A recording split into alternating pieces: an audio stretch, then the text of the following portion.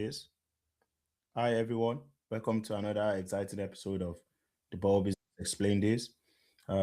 Today, it will be myself, Fumbi Ogunfua, as you all know, and there'll be some of our premium members who might be joining us. Maiden as well might also be joining us in the studio today. This exciting series is all about questions that you sent to our DMs, questions that you have sent to our emails, questions that you have sent to me personally. We collate these questions and have that discussion here today. So, without further ado, I remain your humble self. And on behalf of all of us at the Ball Business community, the executives, and every member of everyone doing what we are doing, I welcome you to this brilliant episode of Ball Business Explain This. So yes, I can see Marcel was trying to join the room.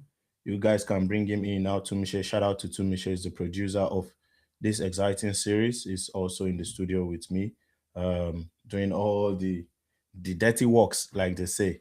And yeah, without further ado, let's get to it. The first question that we are going to be talking about today is hello ball business. I see agents online making big moves, posting deals, getting on TV. I have been licensed 2 years and honestly, nothing. Am I doing something fundamentally wrong or is what I am seeing online not actually real? The last part for me really caught my attention, having to doubt some of the things that we see online. The truth is this: visible agents that we see online are a result of the hard works that they've built in 5 years or 7 years, in 3 years in private. So what they are now posting now is more of like an highlight reel. A lot of agents that have top content, a lot of sports businesses, people that you see posting content all the time. It's a whole lot of work that they've put into it. I like to use myself as an example. I remember the first video we posted for Ball Business. It was at my kitchen counter. I was wearing a black shirt. I had all my dreads. It was my wife holding the camera for me. Um, and that's how I started. But it was not consistent because then the team was really small. But what we compensated for was also posting images from our blogs and also things that like recent occurrences. Those are the things we'll turn into slides and post on our post social medias, on our blogs, on our TikTok, but not as consistent as we have it now because now we have a team. Honestly, there's what we call the visibility distortion that a lot of agents do. A lot of people post only their successes. They wouldn't show you the part where they didn't make it or the part where they were in the trenches. Sometimes most what we post as agents is the commissions that were successful, the deals that are gone through. Oh, it's more of like, oh, yeah, we go again, announcement, we've done this, we've done that. But trust me, before that deal went through, there were a whole lot of other deals that didn't come true. And why am I giving you this, painting this sort of picture for you so that you are not depressed? That's a very huge word to say, but you are not thinking, probably you are not doing something right, or you are not thinking or shortchanging yourself and saying, oh, when will I begin to post things like this? Remember, I said some of these things they are posting is a result of 3 4 years work. I always say honest agency maths. 1 plus 1 in this business is usually not two. 1 plus 1 can be six, and 3 plus 4 might be -2.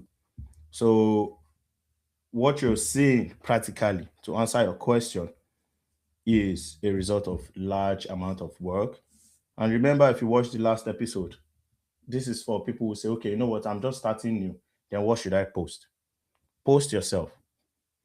Post what you're doing, post yourself at games, post your area in which you want to specialize on. Talk about things in the business, things in the football industry that you're more comfortable about. I always like talking about personal stories. There's a gentleman, like I said, I met in, I think, Kenya. And I started telling him, you know what, you're a lawyer. You can start posting or start dropping comments on legal issues. You can even start talking about transfers. and before you know it, it becomes a big deal. The Fabrizio Romano that we all celebrate today just didn't happen overnight. There's nothing like an overnight success. It was posting consistently. You even need to see there was some post that will tell you that he was looking for new graphic designers to complement some of his work. So you ask this question and using you as a point of reference to every other person, you are not doing anything wrong. But I'll tell you, if you have not been posting, you can start now. What should you post should be what you're passionate about in the game, should be your area of specialty, something that it will be natural to you. In the world of branding and marketing, which is one aspect of business that agents should pay a lot of attention to. Like now, this is a live broadcast. Of course, maybe 1, 2 years ago, we might not have the luxury to do this. This is still part of posting.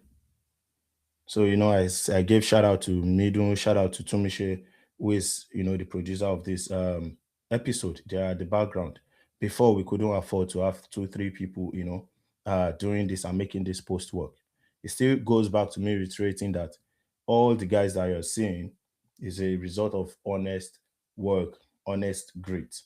So some posting too can just be live blog. If you are in the games, you can just, talk about it, post yourself in matches, post about things that you love to do. So that's what I'm going to say, and don't let this visibility distortion, confuse you or make you lose focus. If you're just joining us, you can always drop your own comments, drop your chats in the box. I'm able to read them out and also be able to answer those questions. Question two that we're going to be talking about today is I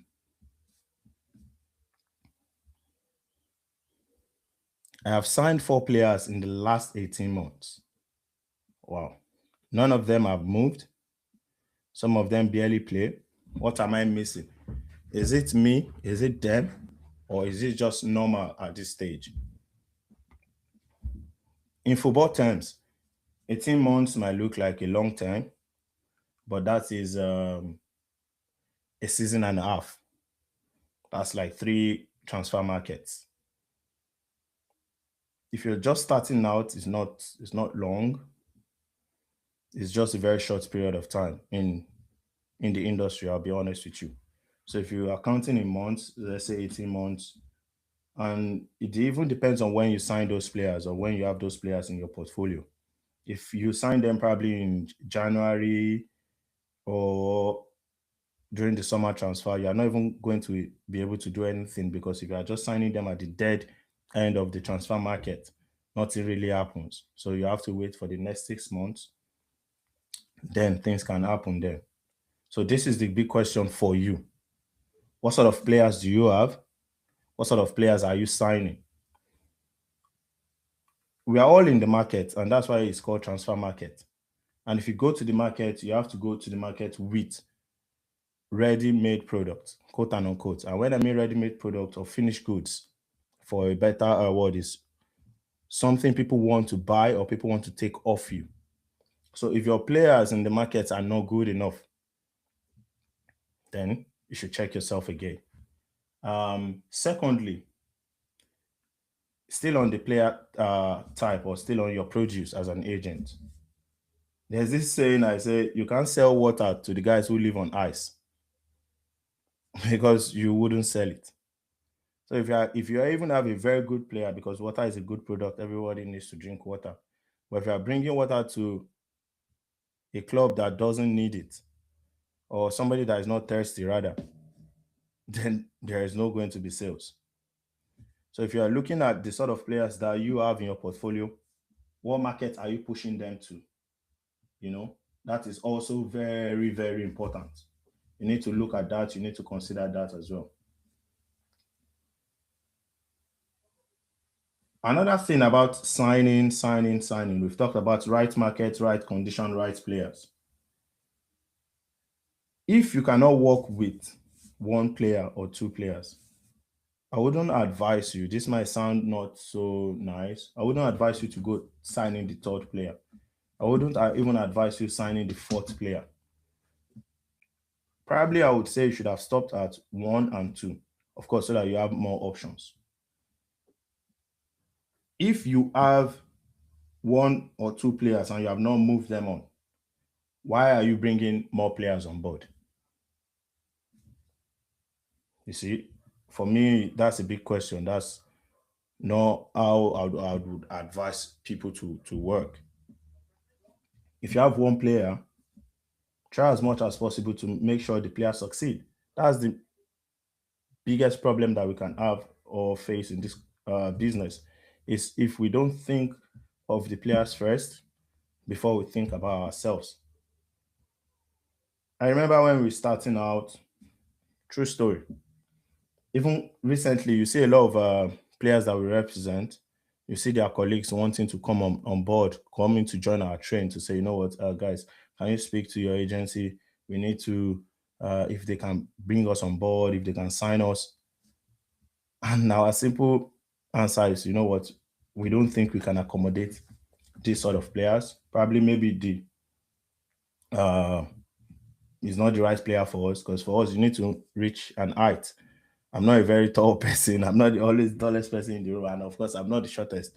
But there's a certain height as a player that you must be before we sign you in our agency. It's just one of those things that we benchmark for ourselves as a criteria. And if you have pitched a player to us before, there's a whole long list that player department would send to you, and you'll be surprised. You'll be like, "Why? We just want you to work for us or work with us. Why this list?" You must know the sort of players you're working with. You must know your bandwidth as agents. So you just don't, sign everybody. And if you cannot successfully cater for this particular player, you shouldn't bring other players in. And another thing is this: in the world of the business, look at the top agencies. I'm going to mention somebody today. If you guys have not heard of him, you should please, after this, episode, just try and Google or just Google it so you don't forget. You can check it down, write it down. His name is Rich Paul. Rich Paul is the CEO of Clutch Sports and one of their biggest players. He's an American. And the story is very humble because just like very similar to Jogi Mendes, because we are still going to get to the education aspect as well. Because somebody was asking, do I need to go to this social school to become a good agent? But that's another question for another day. So now let's continue about the story of Rich Paul. Rich Paul, CEO of Clutch Sports. Clutch is with the K. So you can KLUCTH, then Clutch Sports, Rich Paul. RICHPAUL. So just check him out, guys. You can learn so much from him. So he used to sell jerseys at the back of his trunk. Jogi Mendes, similar story, cab drivers. There are a lot of all of them. Mino Raiola, cab driver, Jogi Mendes, bouncer or something. So very humble beginnings, these top agents. And he met a very young LeBron James. We all know who LeBron James is, King, the kid from Okron, Cleveland, Ohio. And he just loved his jersey, and they exchanged contact and they started speaking. Rich Paul refused to sign any other person because he needed to make sure he supports LeBron James's career to the point where he became the sensation that we have today.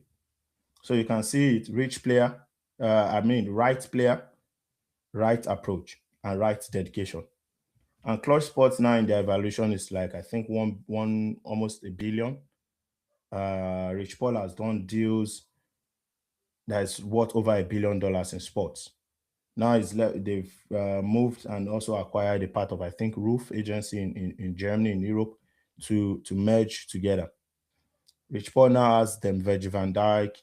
I think he had Kai Havertz in his roster. He has Anthony Davis. So if he had not focused on one player before moving on to the next player, probably even LeBron James might not be the LeBron James we know today. And Clutch Sports, which is a very top agency today, might not be that agency. So, guys, you don't need to sign four players. You don't need to sign three players if there is no move for them. You need to be strategic as well. Uh, you need to position them. Remember the analogy I was talking about. Don't sell water to somebody who is not thirsty, or don't sell water to people who live on ice. You know what I'm saying? So you need to look at the right player, right profile, right market, right stage for the player. So I wouldn't say if you let them go now because you've already signed them, probably maybe 2 years, exclusive. What I'm going to tell you to do is look at the players, look at the profiles of players that you have. Feel free, if you're in the community, you can put their profile on the group. Ask people who are looking for this sort of players or who are willing to, partner up with you and find clubs for them. And also, if the players are not good enough, you need to have honest conversation with yourself, then with the player. Sit them down and say, you know what? I think we've made a mistake here. This partnership or this relationship or this situationship might not be the best for the both of us, and I would not like to, waste your time. I'll put you in mind if there's a deal or if there's an opening somewhere I feel you could fit in. I'll reach out to you. I'll shout you out, and something can happen. You can trim them down because trust me, if you have one success, it will also metamorphosize into more success. And now, if you put your focus, you spread your focus, amongst those four players, the chances of success too. You might think maybe now you have a large surface area, but if you are just starting out or you are new in the business, the chances that you succeed in putting all of those four players in the best clubs that fits them is slim. Is slim. So I would say laser focus on one or two players, get them into those clubs. Now you have relationships with them. You can now even pivot. And we see this a lot in football. A lot of people don't know the Mikel Obi story, why he joined Chelsea and not Manchester United. His agent leveraged other players on him, saying, you know what, if you sign for Chelsea, all these other guys, all of these your friends that are from Nigeria, Chelsea will also take them on board. So through that one single signing of Mikel Obi, two or three players were also signed by Chelsea. So I would advise you just laser focus on maybe one or two. Since you have four, just trim it down or find somebody you can partner with, and you make things happen. It's just obvious, but we don't know. You cannot place a player if you don't have somewhere to place them. If you have signed four and you have zero deals, you have to ask yourself those honest questions. Now, how many clubs do you actually have a direct line with? How many relationships do you have? How many sporting directors can you call on your phone? How many head of scouts? Because these are the guys that make those signing happen. So we'll move to the third question. Like I said, if you have question on the chat, you can always put it down. I'm more than happy to help and answer those questions. Um, this person said, I had a really talented young player for almost a year. Built the relationship, got his family involved, did everything right. Then a bigger agency came in, and now he's signed with them. How do I stop this from happening? I'm sorry, you can't stop it. That's just the truth. I'm very sorry, you can't stop it. It might not seem nice, but you cannot stop it. I know you might want to quote Article probably 14 of the FFAR, you know, exclusivity rules and things like that. It does have that those rules are there to protect you. But what is happening in the world of sports or in the world of agency is more of like the situation they call wide west. This will keep happening, but I'm not saying you cannot prevent them. Don't get me wrong, there are two different things. If you here in England where I reside, I'll be honest with you, there is a lot of those sort of things happening.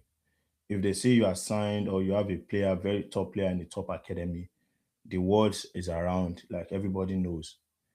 Even they want to, buy him out of your contract. And I'm telling you a real life story. This is not oh, really, this is what happens. They would, come after those players, entice them, ask them questions. But you can make it difficult for them to do, or I won't say difficult, it will put you on the safer side, on the you are holding the longer end of the spoon. Let me put it that way. When those sort of things come, and how can you be in that position? So what you need to do is, when those kind of things happen, you are on the place where you can actually dictate what those agencies would have to forego before they're able to get those players. Remember, I said something. As agents, the career of the player should be the priority. If you make your if you turn your player into a superstar, you will make more superstars. And you cannot turn players into superstars alone. I'm still going to backtrack into these questions, but I just need to lay this sort of foundations. You now need to kind of work with those sort of big agencies. Number one, you have their contacts now. Number two, the connections.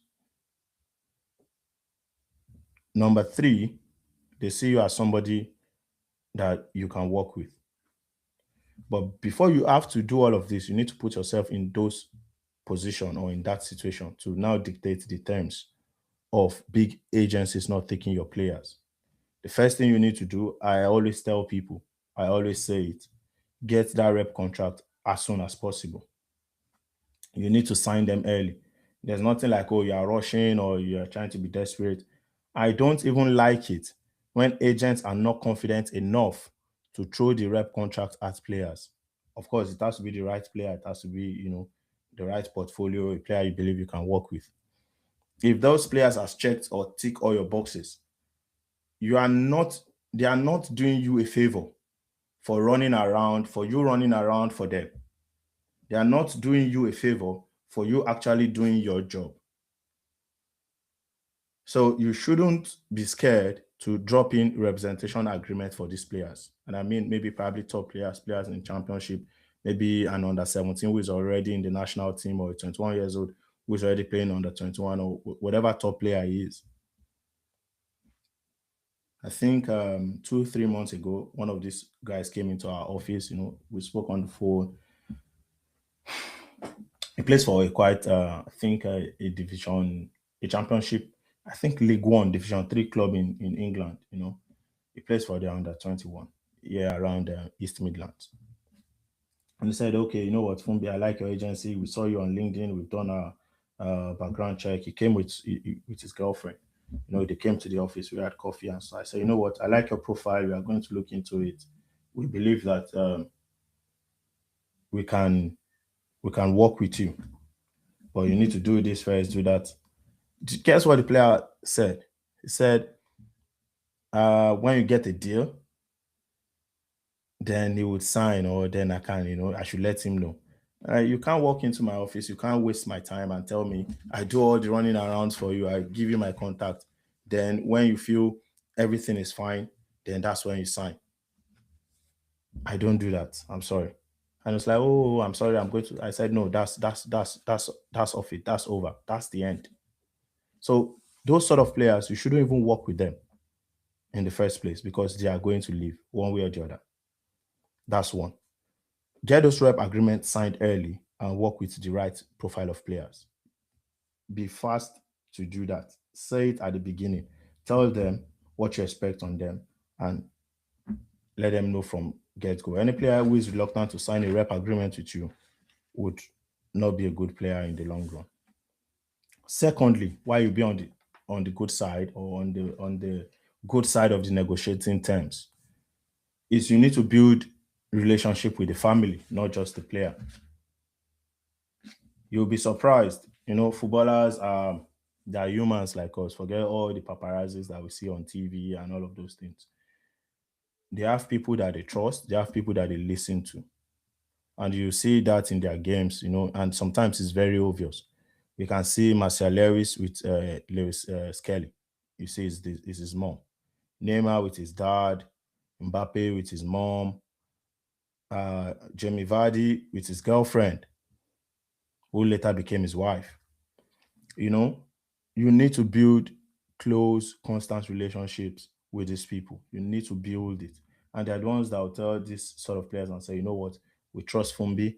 Whatever Fumbi says, that's the person we're going with. We trust Joe. Whatever Joe says, that's who we're Oh, Janet is the person we want to work with. I like the way she talks to me. So you need to actually build those solid relationships. So when those agency comes, they are the ones that are even telling the player, you know what, I think you need to speak to our agent. We understand that your deal is good. We understand you can give us this, but please, can you speak to our agent first? So once you build that trust, not only on the player side, but with the family of the player, and you can't build trust if you are not interested genuinely, because we are all humans. They can see through you. So you need to build trust. You need to do those relationship building. You need to show up at their games, prepare their tickets, ask about their dog, and all of those things.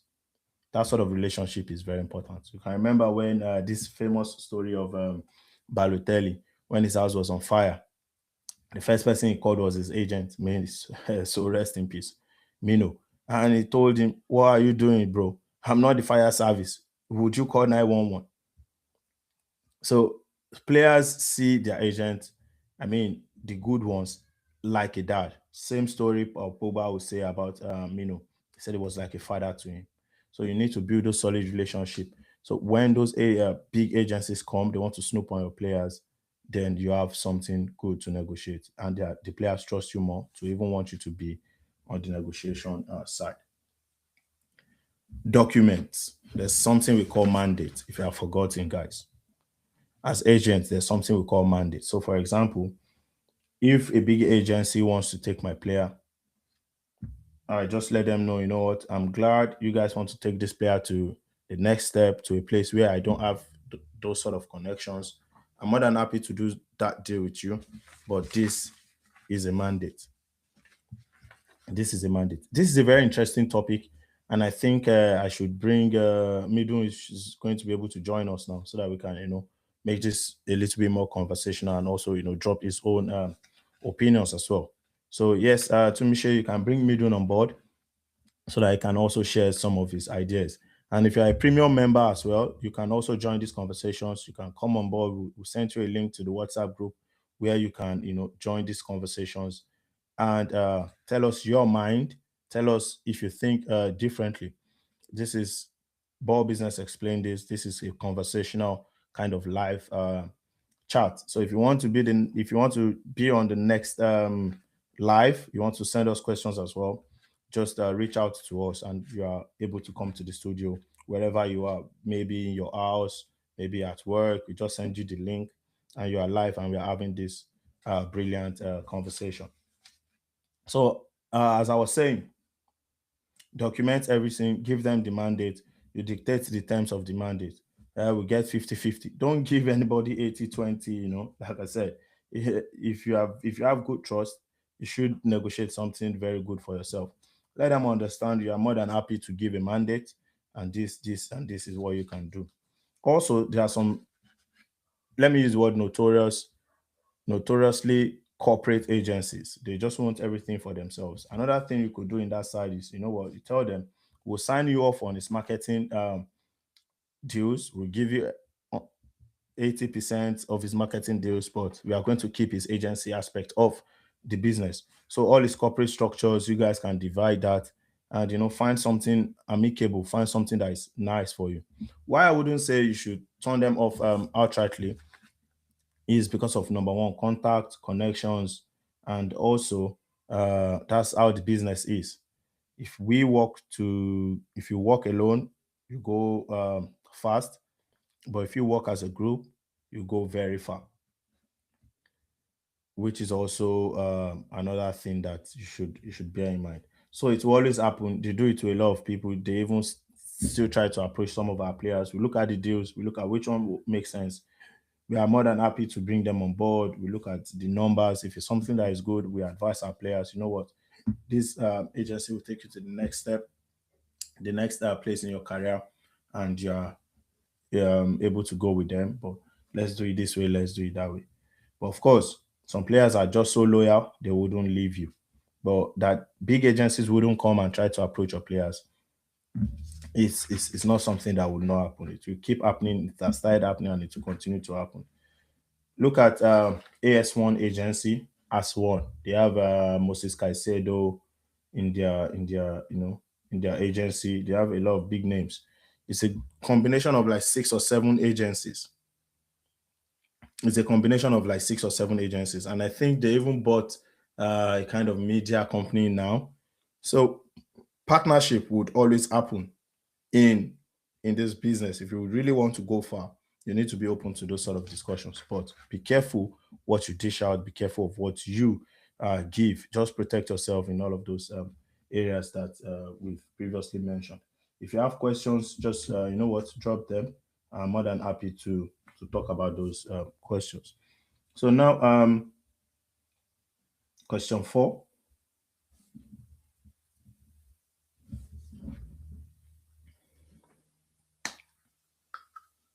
Everyone tells me to specialize in a position in a market or league. But if I narrow down too much, I cut off opportunities. How do you actually pick a specialism when you're starting out?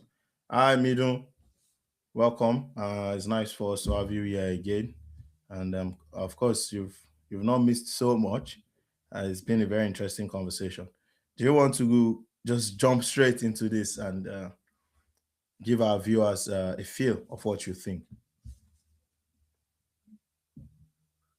I think you are on mute. Can you hear me, Midun? I can't hear you. My bad. Yeah, Yeah, okay, I good. can. I can. Sorry about that. Hi, everyone.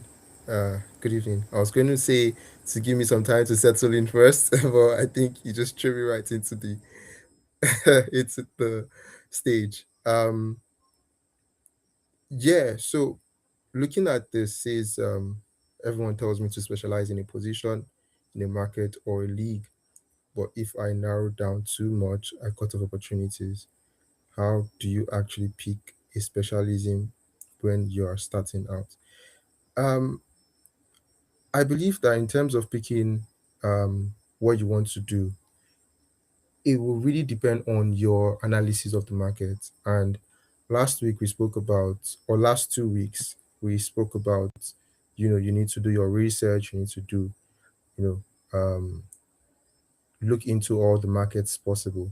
Now, you can decide, okay, I'm going to go into the Portuguese market and stick with wingers, and then you focus purely on wingers and you look at the Portuguese market. So it really depends on how well you're able to do your research before you eventually, come into the agency business, and also in terms of the profiles that you have available to you.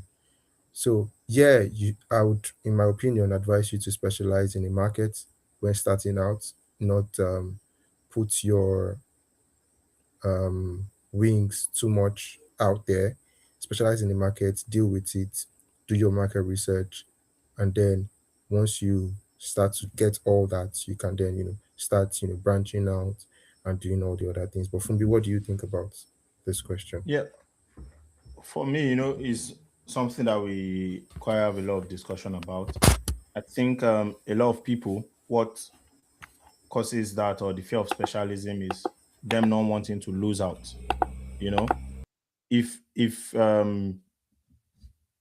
they are afraid of losing out, then they want to do everything at once. So I tell people, if you specialize, you are not missing out. And if you say, but the guy is good, he's a defender, I like defenders, I want to have a defender in my roster. But you have maybe quality two strikers, your profile is built around two strikers. And if they're looking for a very good striker, they come to you. So, for example, Victor Osimhen's academy in Lagos, because of his success, a lot of people still speak to the man asking them for strikers. There's the 36 Lion Academy in Lagos as well. They always, call them when you are looking for strikers like Paulo Noachu, the big tall strikers. They know where to go and who to reach out to. At the beginning of your career, it might look like you are probably missing out, but trust me, in the long run, this is a long game. This is a marathon. It's not a sprint. In retrospect, when you look back, you will see that, oh, thank God I made this decision. And I'm not saying if you see a special talent, you should not go all out on it. Of course, we specialize in strikers mostly. But if we see a very good six, for example, we have a very good six who is gotten invites to Azerbaijan and Turkey this summer, coming from an academy in Abuja. But usually we don't deal with those profile of players. But when they send the profile to us, it ticks quite a lot of boxes, and we've already built a strong relationship and portfolio. Then we can spread our wings. But trust me, if it were before, I would ask the guy, "Are you able to play as a forward or as a nine?" Or I would not just take the player outrightly. So that's that. But now, what about specialism as a profession? Now, focusing on yourself, not on the player. I would say we all have a skill. We all have a skill set before we came into the industry. Of course, like the Rich Paul story I was just talking about, he was selling jerseys off the back of his car. You could specialize in merchandise as well and start talking about quality jerseys and start talking about retro and maybe sports fashion, kind of, and add that to your your business, because people now begin to know, okay, if you are looking out for jerseys or something, you can speak to this guy in the football industry. If you are looking at for retro jerseys, and you can ask, does that really make sense? There are people who build businesses off selling retro jerseys. There's a very big sports brand. It's called Match One Shirt. You could Google it, Match One Shirt. What they do is they take players, they get jerseys from players, sign them, and auction them, and that is their own specialty, and that's what they do. So you might be a body fitness expert.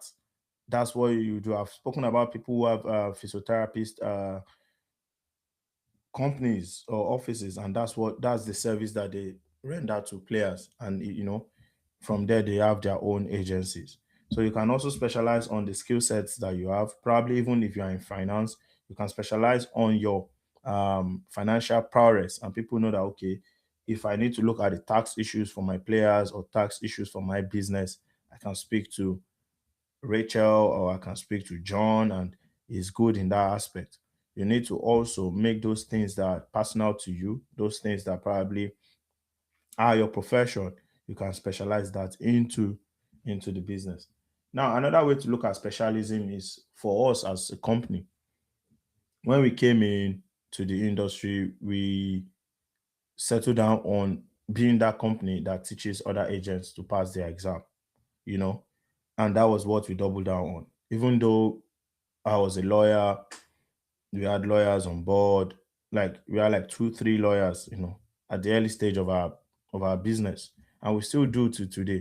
We do cases in FIFA, but that part of our business is not. So is not so exposed. We specialize so much on the education aspect of our business. We do marketing, we've worked with big brands, we've created a lot of big brands, but a lot of people don't know, not because we are not proud to say it or not because we are not proud to push them out, but it's for now, it's outside the scope of what people know us for. So that's another angle in which we look at specialty. I've seen a lot of people who ask us, "Oh, do you have players in your agencies? Do you guys even represent players at all?" And the question I always tell them that we are known for this, and that is what we want to be known for. At least for now, we are going to do a whole lot of other spectrum of business in the sports business and merge them together. But we need to perfect our education aspect. Once we gain enough trust or more trust, because we already have, a lot of trust. Everybody can testify to that in the industry. If there's like maybe 4 or 5 out of 10 people who've written the exam have one way or the other come across uh, some of our materials, either by attending our webinars or by answering our questions or by buying our book or by buying our course or by joining our community. And that area of speciality has enabled us to go into every other business. So if we didn't do that, probably the success we are enjoying today would not have come to. So when we are talking about speciality, I don't want you to just narrow it down only on the place of, oh, this sort of talent I want to work with, or this and that. You have to also look inwards. I have one of my big mentors, like I always say, Sisu Sports. You'll be surprised the amount of male footballers they have on their rosters. You will be surprised. But if you check them, Sisu, one of the first things you will see is the number one female agent for me in Europe. I stand to be corrected. I stand to be corrected. That is their specialty. They have players all over Australia, players all over Europe. Four or five of their players promoted from Charlton Athletic. They'll be playing in the women Super League, like the Premier League in England this coming season. Female football. Imagine having four or five players in one team. That's a specialty. And trust me, they also have other aspects of the business that they do. So, guys, don't see specialty as you missing out. It is a myth if you think you are missing out. It is something you should actually double down. There's a popular saying, if you don't stand for something, you fall for everything. So, Midun, I hope that says a lot, or actually buttress your points as well.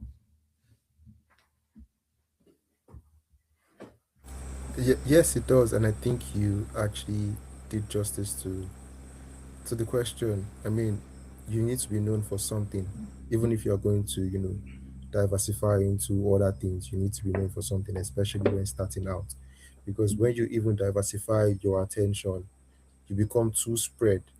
You're spread thin across various things, and for most agents starting out, they may not even have the resources to diversify that attention across board. But if you focus on one thing, put all your energy into it, do it very well, stay up all night, or in academic parlance we say burn the midnight oil, you know Yeah. on that one thing, it will definitely yield results. It might not yield results immediately, but you definitely see a result. Thank you, brother. For time purposes, let's jump to the next questions. Guys, please, you can drop your opinions on the chat. You can also drop your questions on the chat. We are more than happy to have those sort of discussions.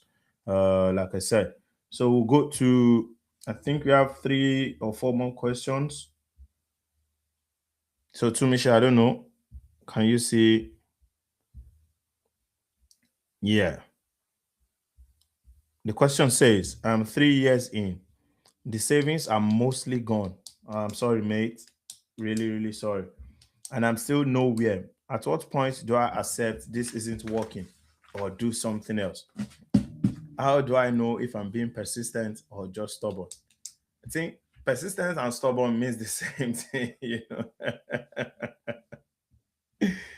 Guy, this is a very brilliant question. I think this is what a lot of us feel, or this is what a lot of us go through. I'll just touch point a bit on it then, middle. Or let me just say middle, you know what? Let me hear your opinion on this.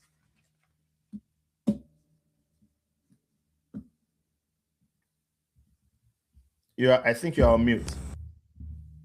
In this industry, yeah, I think to survive in this industry, you have to be stubborn or persistent, to be fair. Yeah, you doing both. And that was why I was laughing. Yeah, you need to be, because, and I think the truth is, yeah, like I said, you need to be persistent and stubborn. But the truth is, um, you said, at what point do I accept this isn't working? I don't think you should even think that way, because the truth is, if you are in it for the long term, not the short term, it might be slow at the beginning, but it will definitely yield results. As long as you do the right things, you follow the right, like for example, if you are listening to this podcast, you're doing the right thing, you know, Yeah. you get the right information, you network, you build your network, you build your skills, your expertise. The truth is, you need money to spend money. You need money to make money. Sorry, you need money to make money, and I think that's the major thing about the agency industry. A lot of people do it for a year, put in a lot of money, and then they eventually leave, saying that they've not made anything. But at what point do we start? Do we start earning? Bucks when we came into the industry, and that's the truth. You might not earn in your first year. You might not earn big in your first year. You might go at a loss in your first year.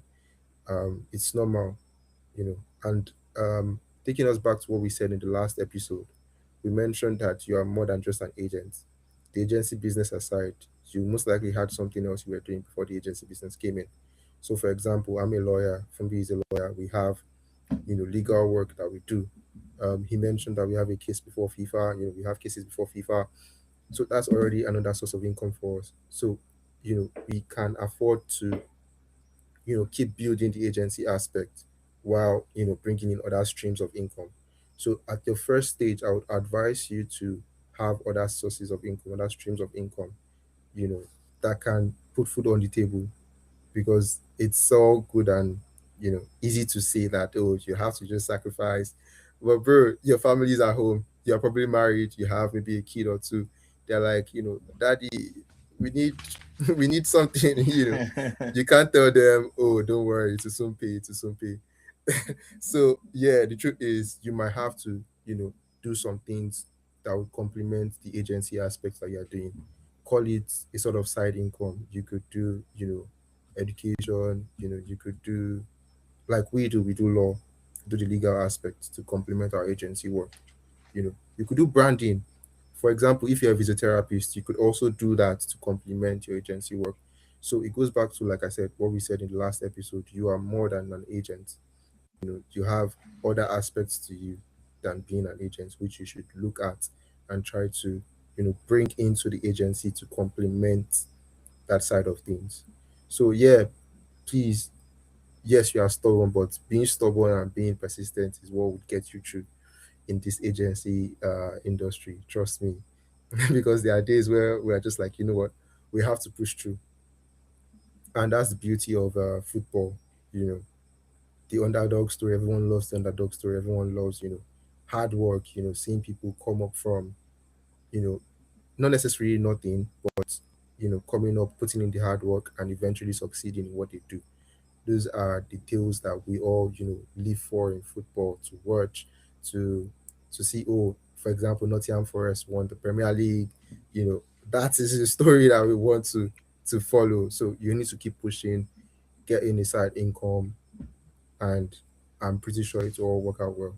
So, Bafumbi, I know you have a lot to say on this also, because it touches directly. To be honest, you can see I had to bring out my pen, do a little bit of calculation because this sort of frustration is not just particular to him.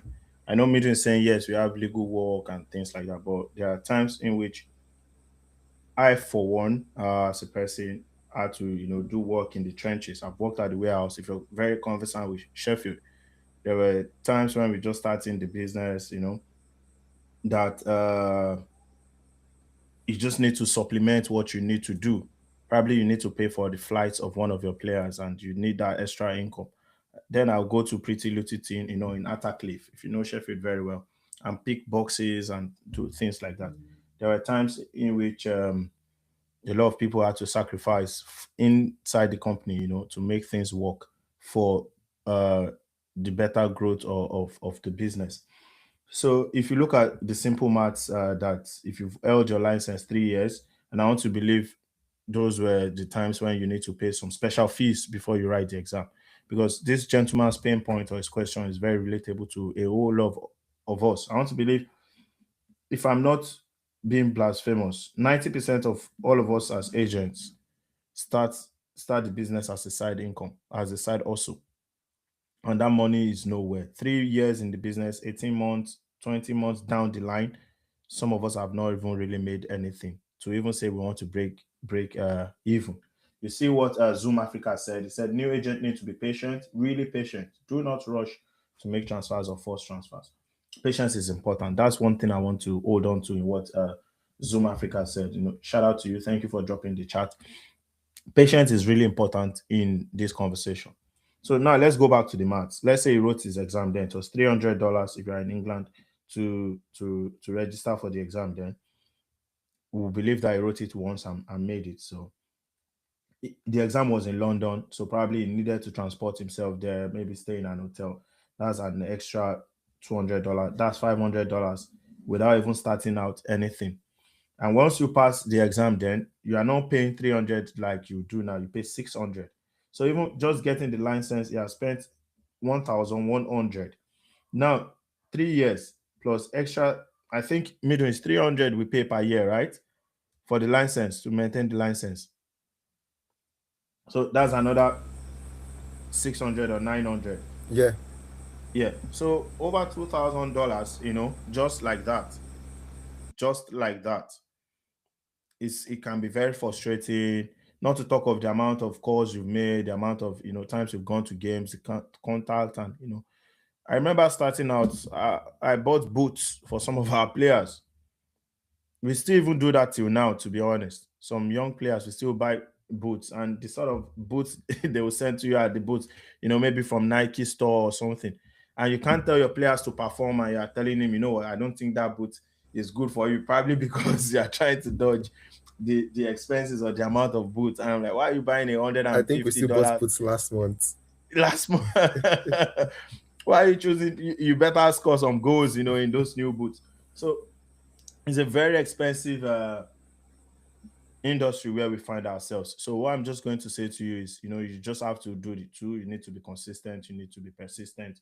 If you need to pick side jobs, you need to do that. You need to just keep in the game. Remember, I said it is a marathon. It is a marathon. I'll be honest with you. So, of course, you can meet more people, speak about this in the community, try and reach out. And now, probably maybe you re-strategize because let's be honest, 3 years is six windows, six transfer windows. That's actually a long one, kind of, you know. So probably there's something you're doing wrong as well. Just send us a DM. We could probably jump on a 30 minutes call. More than happy to chat with you. And like I said, when I say do these things rightly, probably your infrastructures, you don't have a CRM, you don't have a very good tool that you manage your clients. You don't have how you sieve your clients. You don't have a whole lot of things. And part of what we want to even do on Ball Bridges, so that it's going to be a marketplace for you guys to sell services. So if you have, let's say, side hustles, you could, education content, sponsorship, a lot of adjacent professionals or adjacent services like coaching, scouting. Yeah, thank you to Michelle. So you could market some of these things in there, and that's what you guys are going to see. I think in the next 1 or 2 weeks, that aspect of the business will be there because we hear all of these questions um a lot. So just keep being stubborn, keep being persistent, and don't give up. It's very expensive to do the business. I can imagine for 3 years how much you pay, and September is around the corner. You are paying another $300, bro. So you know what? Just don't give up. Yeah. Let's look at the next questions, guys.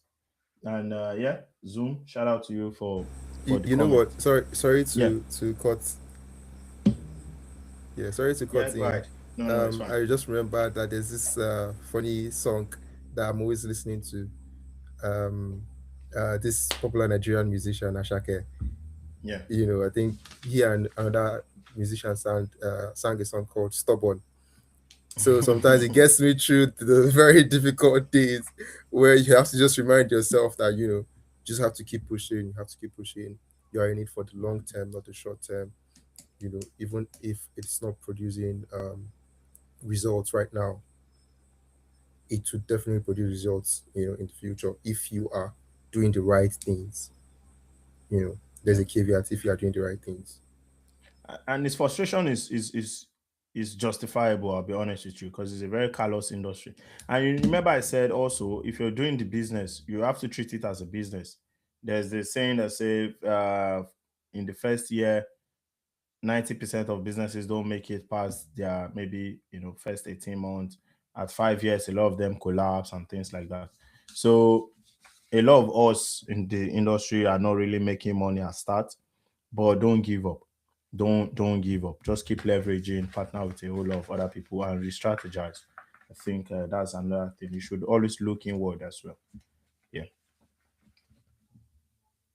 I think I'll add this consistent song to your playlist, middle.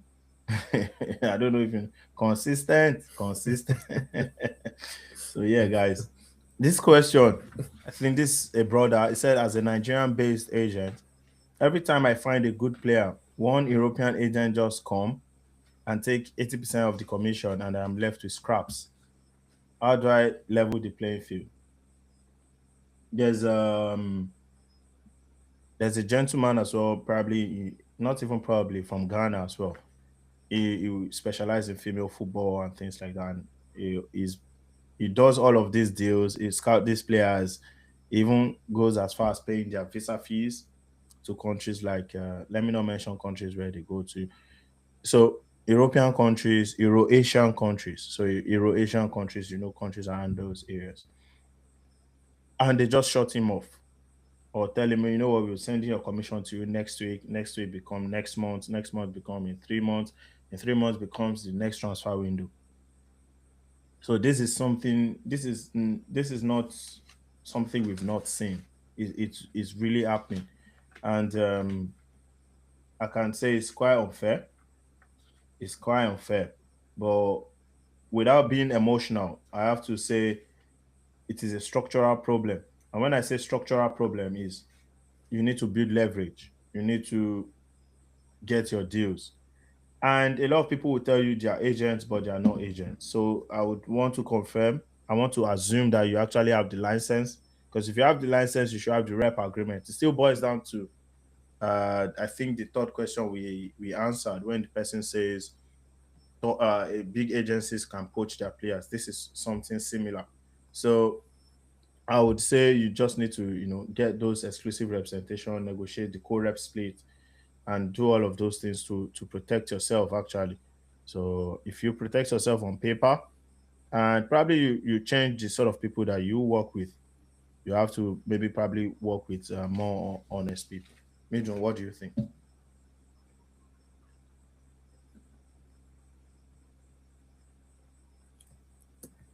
Yes, it is. I think you're on Hear me? mute. Yeah, Can you hear me?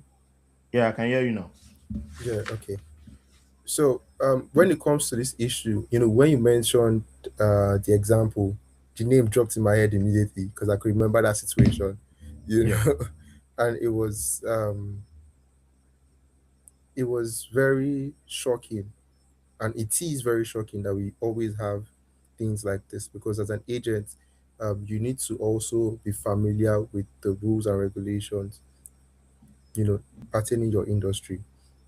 Now, as an agent, the first thing is you need to have a representation agreement with your player, where you then have you tell the player, okay, you can consult legal advice concerning substitution agreement, etc. Now, you also need to have, an agreement, written, signed agreement between the person that you are intending to, be a connected agent with, the person you're intending to work with, where you agree on the amount that is going to be split. So you can say, okay, 50-50, 50-40, based off of your agreement. And it's funny because a lot of people, I don't know if you know this one, but a lot of people agree, yeah, they make the agreement, and then they begin to cry and say, oh, okay, I was cheated when they see the amount of money that goes in the pipelines. So some people agree to take 20% and give the European agent 80%. And then they begin to cry and say, oh, they were cheated. You agreed to it. And I think it's also a thing of knowing your value and knowing the value of your player. Because without your player, that agent will not be able to make that deal. But a lot of people just look at it that, oh, the European agent is helping me. No, you're helping each other.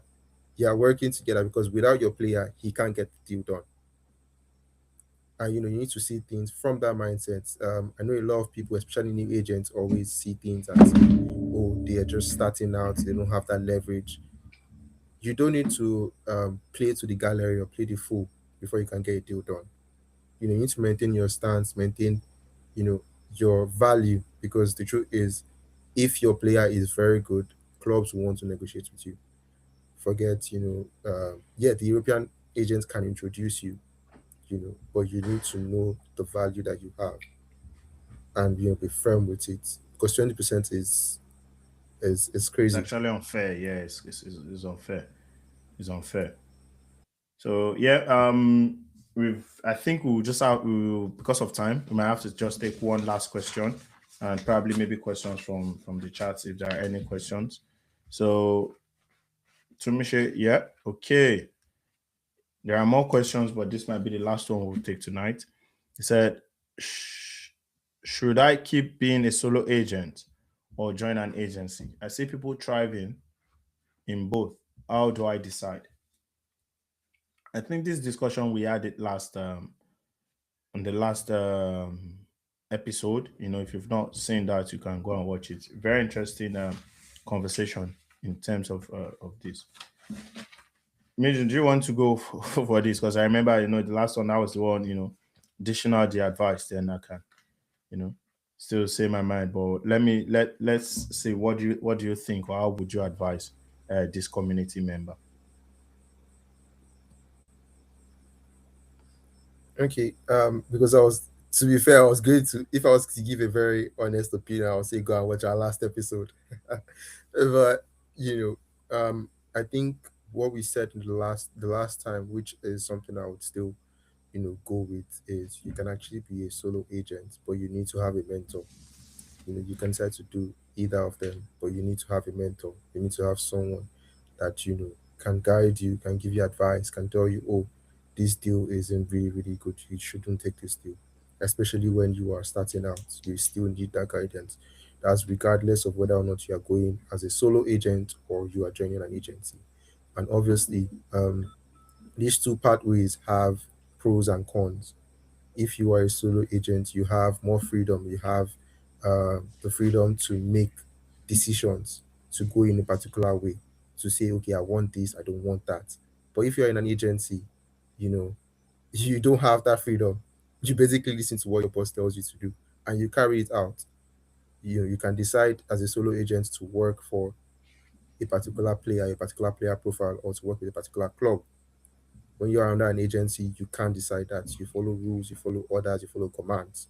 But obviously, under an agency, it is less cost. You know, you Consuming, don't yeah. have to spend. Yeah, you don't have to spend a lot of your money. Yeah, you don't have to spend a lot of your money. But if you're a solo agent, trust me, you have to spend that money. We just mentioned buying boots for our players. That is something you definitely do. You buy. Um, there are times where you have to pay for his visas. There are times where you might have to pay for accommodation, especially if you're bringing in players from maybe Africa or even European players. There are Yeah. times where you need to work on his branding and marketing. If you do not have that in-house, you have to pay for that. You also have to pay for your team. You have to pay for legal. You have to pay for all these things. You have to pay for your travels because you need to travel. So, but if you are not an agency, usually that cost isn't always borne by you, but by the agency. So it all depends on your preference.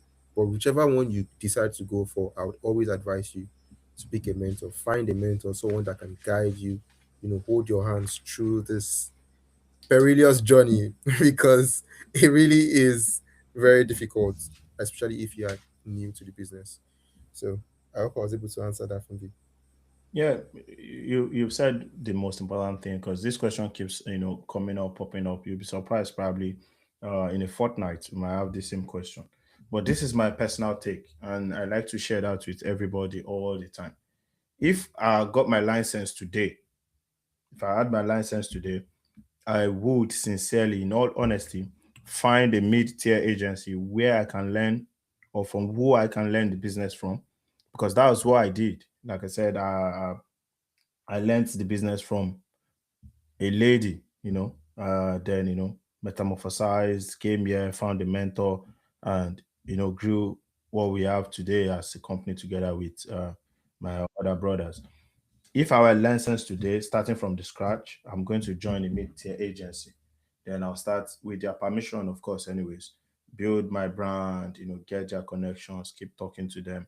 Because then you're not starting from scratch. And like Maiden said, it's going to save you a whole lot of headache. It's going to save you a whole lot of money. And the pressure won't be on you to want to perform. And in that way, if you're with an agency, you can just, of course, with your contact, get players into the agency and let your boss cut you out on some deals. So it's just like you using your boss's resources to grow out yours. There are a lot of big agencies today, like Stella. The Stella Group is a part of CAA base. They had to push out from there. It was from a whole lot of mentorship. Some of the big agencies, the roof agencies and things like that, they had people who mentored them in business. For me, anytime I have the chance to talk about my mentors, I'm more than happy to. The first lady who gave me the opportunities, Andrea Kraujic, my mentor, Toby Adebomi, Sisu Sports, and many like that. I always give them credit. And because that part did work for me, and I've seen a lot of my colleagues that took that same path and it's really working for them. Aside from you saving costs, there's so much you can pay for experience. There's so much that are not in the books that you will learn by working for an agency. So yeah, that would be my honest take. Medium, we are not going to be taking any more questions. If you have any questions, you could send it to our DM. But any last words, brother?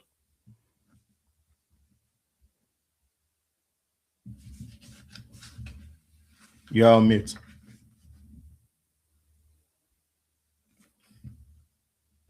Okay, so I just want to preach collaboration, really, um, especially for new agents and for agents, 1 to 3 years.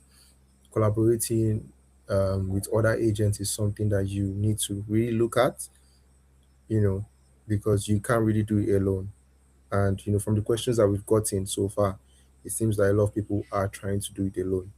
You can find trusted people, and I know that we have so many community members of our community trying to collaborate with one another. I know when I speak with some of them, they're like, oh, we're working with so person from the community. So you can actually even join the ball business community and find like-minded people, trusted people that you can collaborate with. And trust me, once you collaborate, it's more of like shared burdens. You'd be shocked to find out that this person might know a contact where you're trying to move your player to. This person might know a lawyer that can help you, refill your deals and the likes like that. Collaboration is very key, especially when starting out. Don't do it alone. And obviously, you can do it afraid, you can do it scared, but never do it alone. Never do it alone. And we're always also available to um, help out. You can book out a consultation with us. You can reach out to us whenever. We'll be sure to respond to you. So, yeah, thank you.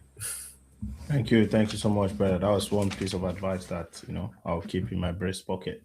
If you get value from tonight, guys, make sure you share this with other agents. Remember to like, remember to subscribe, remember to join the community as well. And if you want to learn more about the tools that has built our company up onto this stage, it's called the Ball Bridge. And for us that we are waiting for our result come June 4th, it's 5 days, 6 days from now. Exactly 1 week from now, actually. And I pray for you and I'm wishing you all the best and looking forward to seeing you on the other side of the business. It's us again from the Ball Business, Fumbi and Midu. We say thank you. Shout out to you, too, Michelle, our producer of this wonderful episode. The community people call him Mr. Ben. Yeah, on behalf of everyone, we're giving you a shout out to as well to Michelle. And Maurice, shout out to you as well. Thank you so much, guys. It's a fantastic conversation with my brother. Thank you, Zoom Africa, for that wonderful piece on the chat. Thank you to everybody who has liked. Please subscribe. Bye, guys.